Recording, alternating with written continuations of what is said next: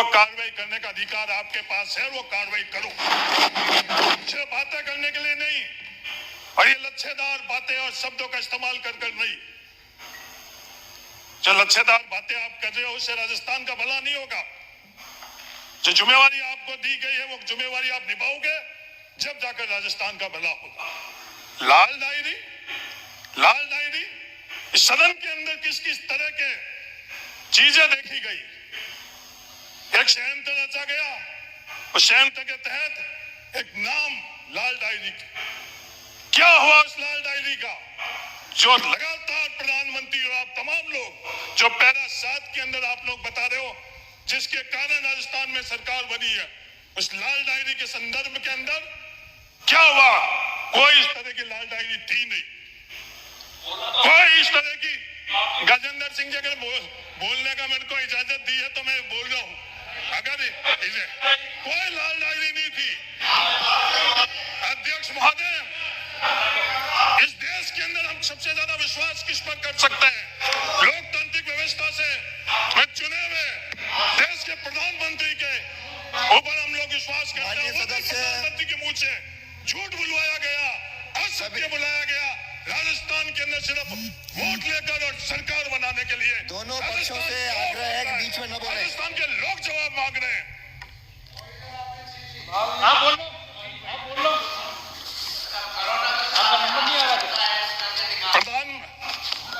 प्रधानमंत्री जी का तो जो सोच था वो 10 साल से राजस्थान नहीं पूरा देश देख रहा है। अध्यक्ष महोदय, कल हमको राजस्थान की सरकार क्या संदेश दे रही है?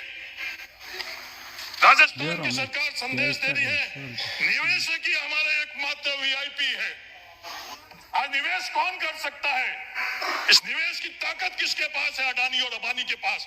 वोट लेते वक्त तो युवा वीआईपी, वोट लेते वक्त किसान वीआईपी, और सरकार में बैठने के बाद वीआईपी निवेशक ये राजस्थान के अंदर होने नहीं देंगे। राजस्थान ने एक मजबूत और सशक्त विपक्ष दिया है। राजस्थान के अंदर ये सपने आपके कि राजस्थान को उन निवेशकों के अडानी और अंबानी पर गिरवी रख दोगे, ये नामुमकिन है। ये सोच और कल्पना और ये संदेश धरातल के ऊपर नहीं उतरने देंगे, क्योंकि ये जिम्मेवारी राजस्थान में हम लोगों का विपक्ष के तौर के ऊपर सौंपी। अध्यक्ष महोदय, एक शब्द भी, हाँ एक मिनट, 1 घंटा बोल सकते हो?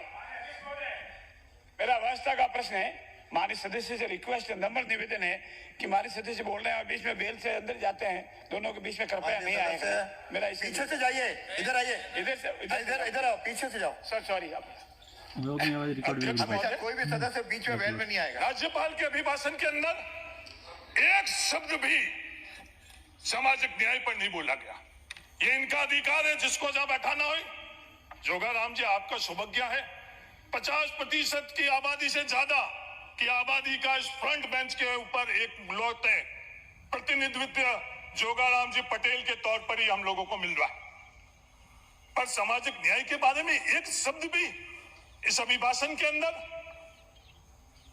कोई आने वाले समय के अंदर रोड मैप, आज मंत्रिमंडल की सामूहिक जिम्मेवारी बनती है।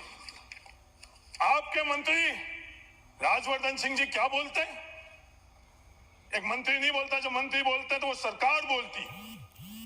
वो क्या बोल रहे हैं कि 2018 के जो आरक्षण के अंदर परिपत्र जो जारी हुआ था वो वापिस चालू करेंगे। 2018 के अंदर हम लोगों के साथ न्याय किसी का अन्याय किया आप लोगों ने। 50% की आबादी से ज्यादा को जो हम लोगों का आरक्षण 21% आरक्षण कोई भीख नहीं दी थी, संविधान ने हम लोगों को दिया। उसके सामने 1% भी नहीं, कई भर्तियों में 0% हम लोगों को नौकरी मिली है। और आप वापस बात कर रहे हो। सभापति महोदय, मैं इनसे निवेदन करना चाहता हूं, राजस्थान के अंदर ऐसे हालात नहीं बनाओ। इन हालातों से बहुत बड़े संघर्ष की परिस्थिति आ जाए। ये महाभारत किन परिस्थितियों के अंदर हुआ? सिर्फ 5 गांव मांगे गए और 50% से अधिक आबादी के लिए जो उनका हक और अधिकार है वो आरक्षण भी आप पूरे तरह से नहीं दे रहे हो। और सरकार की तरफ से ये बोला जा रहा है कि वो आरक्षण हम लोग वापस, वो व्यवस्था हम खत्म कर जिस व्यवस्था के अंदर 0 और 1% वोट लेते वक्त इन 50% की आबादी आप लोगों को याद आती है, और सरकार में बैठने के बाद ये जो आपकी सोच और विचारधारा है, ये राजस्थान के अंदर हमारी सरकार के अंदर रहते हुए भी हम लोगों ने उस समय संघर्ष कर ये नहीं होने दिया। और अब भी मैं आप लोगों को चेतावनी देना चाहता हूं, राजस्थान के अंदर हम लोगों के साथ ये अन्याय नहीं होने देंगे आपके साथ। इस तरह की स्थिति दक्षिण के अंदर इस तरह की स्थिति बनी। पेरियार ने कोई शौक से आंदोलन नहीं किया, उस समय मजबूर कर दिया गया, और इसी तरह की सोच ने मजबूर किया पेरियार को कि वो आंदोलन किया।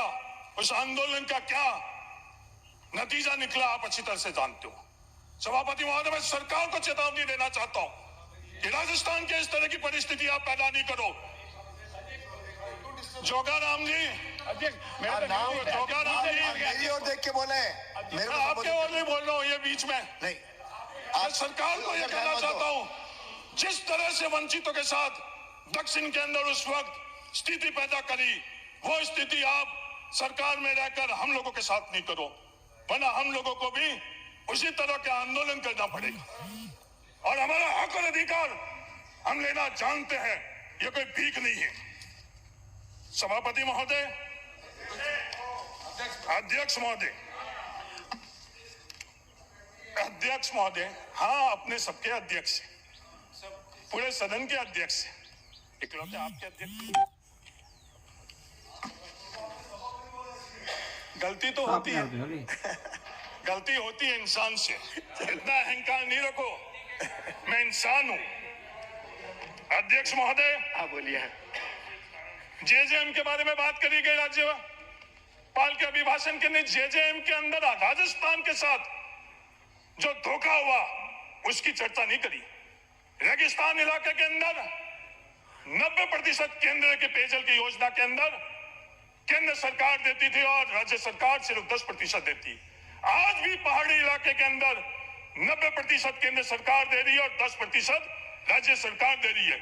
हमारा दुर्भाग्य, मंत्री हमारा खुद होते हुए हमारे साथ धोखा दिया गया और सिर्फ 45% का वो फैसला किया गया और 10% पैसा हम लोगों से लिया जाए। रेगिस्तान में रहने वाले लोगों के लिए वो पैसा कितना होता है, वो दर्द और तकलीफ राजस्थान की सरकार ने समझी और ये फैसला किया कि वो 5% पैसा भी राजस्थान की सरकार। मैं आपके मार्फत से निवेदन करना चाहता हूं मंत्री महोदय को कि जो 5% का फैसला किया, उस दिन से पहले जो पैसा राजस्थान की जनता ने दिया, वो पैसा भी राजस्थान की सरकार के तरफ से देकर और उनको राहत पहुंचाई दी जाए।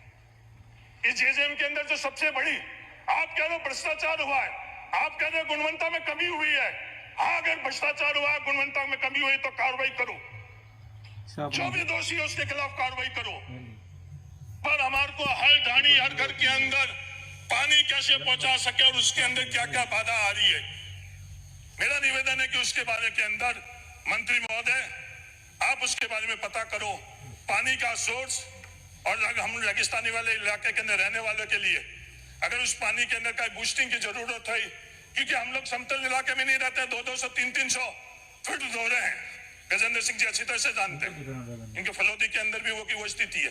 तो वहां अगर डिजाइन के अंदर सर्वे में कुछ कमी है तो वापिस सर्वे कराकर वो जो टूटिया है उस टूटिया को भी कम करें और खत्म करें।